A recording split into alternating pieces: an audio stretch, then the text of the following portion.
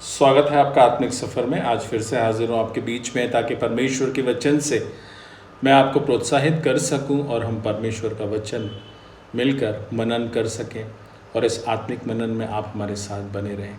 जिससे कि आपको पता है पिछले दिनों से हम रूत की पुस्तक का अध्ययन कर रहे हैं और रूत की पुस्तक का जो हमने अंतिम वीडियो डाला था, रूत की आत्मिक सजावट, उस वीडियो में मैंने आपसे कहा था कि अब आने वाले वीडियो में जो रूत की पुस्तक से संबंधित होगा, हम बोअज के चरित्र के ऊपर बात करेंगे कि उसके चरित्र के अंदर वे कौन सी विशेष बातें थी जिसके कारण पर वो न केवल उसका जीवन परमेश्वर की योजना का एक भाग बना, लेकिन उसके द्वारा नओमी और रूत का जीवन भी ब्लेस्ड हुआ और वो दूसरे लोगों के लिए भी आशीष का कारण बना।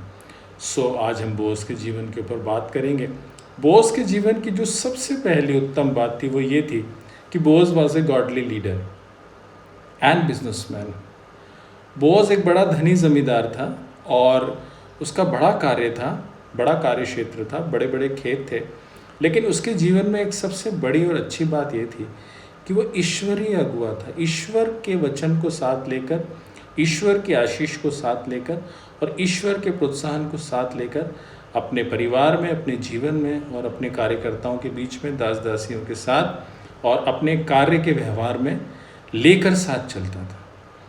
यदि आप जानना चाहते हैं तो आप रूत की पुस्तक उसका दूसरा अध्याय और उसका चौथा पद पढ़ेंगे। वहाँ पर लिखा है, यहोवा तुम्हारे संग रहे। वे भी उसे आशीष देते हैं कि यहोवा तुझे भी आशीष दे। उसके अपने कार्यकर्ताओं के साथ बहुत अच्छे संबंध थे और उसकी मिलनसारिता का सबसे बड़ा प्रमाण यही था कि वो उनके साथ बैठकर खाना खाता था, वो उनसे दूर नहीं था। एक बड़ा धनी व्यक्ति था, वो उनसे अपनी सेवा करा सकता था, लेकिन नहीं, जब वो थोड़ा आराम करने के लिए और भोजन करने के लिए बैठते, बोअज उनके साथ बैठता और उनका हमदम बनकर उनके साथ भोजन खाता। देखिए कितना अच्छा वातावरण है। यदि आप भी परमेश्वर के वचन के साथ, परमेश्वर की आशीष के साथ और परमेश्वर के प्रोत्साहन के साथ आगे बढ़ेंगे, परमेश्वर आपको ब्लेस्ड करेगा और आपके कार्य क्षेत्र को ब्लेस्ड करेगा और न केवल आपका जीवन, आपके कार्य का जीवन और जहाँ पर आप कार्य करते हैं और बहुत सारे लोग जो आपसे जुड़े हैं वे भी आशीष पाएंगे।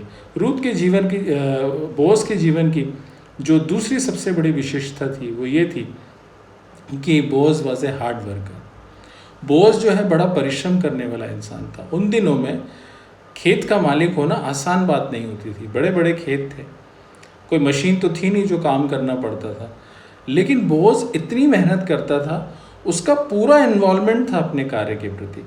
और जिस भी व्यक्ति का पूरा इन्वॉल्वमेंट होता है अपने कार्य के प्रति शुरू से लेकर आखिरी तक, ना केवल वो सफल होता है, आशीषित होता है, लेकिन उसके कार्य का भी बड़ा अच्छा इफेक्ट सोसाइटी के ऊपर पड़ता है।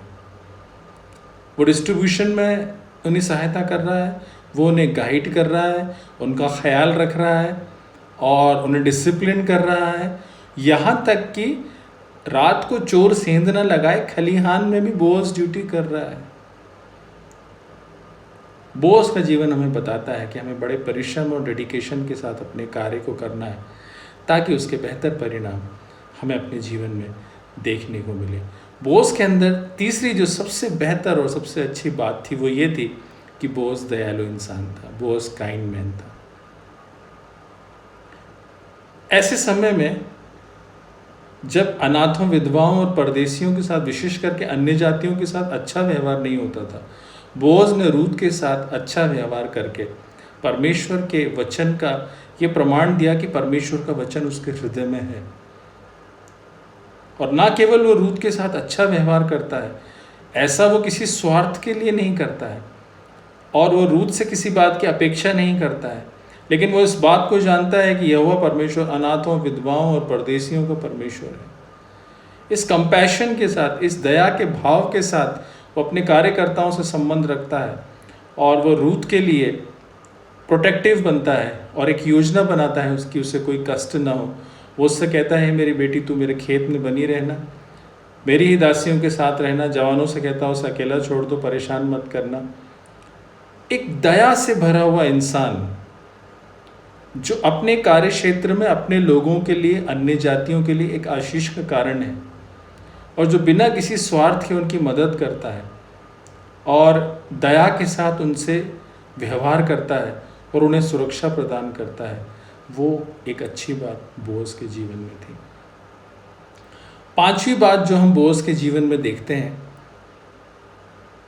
कि चौथी बात कि Boaz was controlled by God.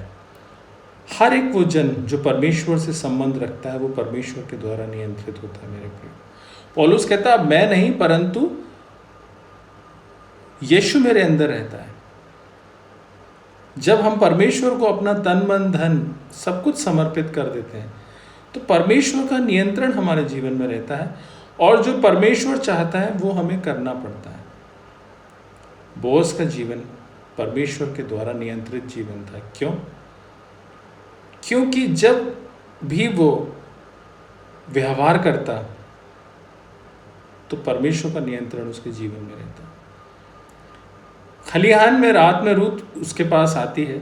वो बहुत कुछ कर सकता था, बहुत सारी बातें कर सकता था, प्रपोज कर सकता था, लेकिन वो रूत के साथ शांति से बात करता है और बड़ी शांति की बातें उसे कहता है और ये कहता है कि परमेश्वर तेरे लिए रास्ता निकालेगा और परमेश्वर तुझे छुड़ाएगा और परमेश्वर तुझे आशीष देगा। कोई भी अभद्र बात, कोई भी अनैतिक बात, कोई भी ऐसी बात जो वो कर सकता था लेकिन उसने नहीं की। उसने परमेश्वर के नियंत्रण में होकर रूत को एड्रेस किया और धैर्य के साथ उस बात का इंतज़ार किया जो बात परमेश्वर उसके जीवन में करना चाहता था। पांचवी बात जो हम बोअज के जीवन में देखते हैं, Boaz was a man of integrity.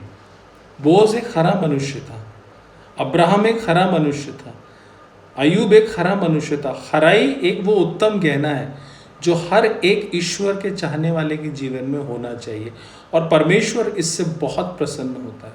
एक अच्छा आदमी बुरा हो सकता है लेकिन एक खरा आदमी वो परमेश्वर से दूर नहीं जा सकता क्योंकि वो खरा है, वो प्योर है।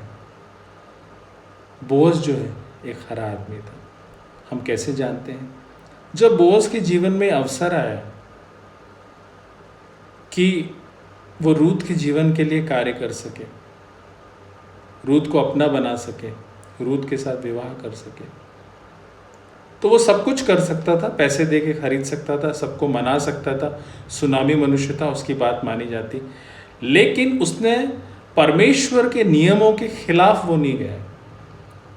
जो नओमी का सबसे निकटतम कुटुंबी था उसके सामने उसने ये प्रस्ताव रखा कि तेरे पास छुड़ाने का अधिकार है, यदि तू मना कर देगा उसके बाद मैं इस प्रोसेस में आगे बढ़ूंगा। देखिए कितनी सुंदर बात है।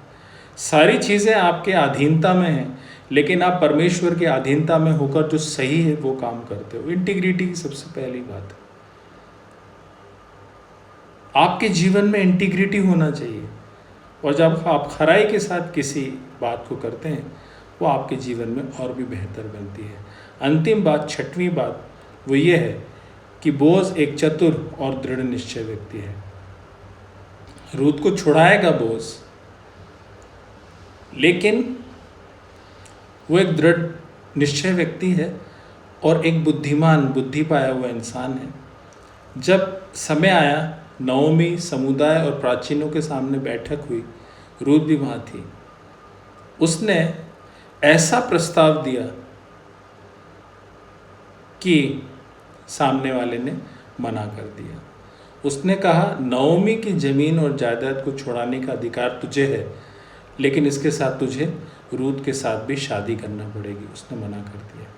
देखिए, उसने अपनी उस उत्तम बात को बड़ी पवित्रता के साथ, बड़ी बुद्धिमानी के साथ प्राचीनों के बीच में रखा और सब ने बोअज और रूत को आशीष दी और बोअज जो है रूत का छुड़ाने वाला बना, रूत के जीवन में आशीष देने वाला बना और उससे विवाह करने वाले बना। हमारे जीवन में भी ये 6 बातें होना चाहिए यदि हम एक अच्छे लीडर बन सकते हैं। परमेश्वर आपको आशीष दे। मिलते हैं नेक्स्ट वीडियो में, तब तक के लिए सबको जय मसीह।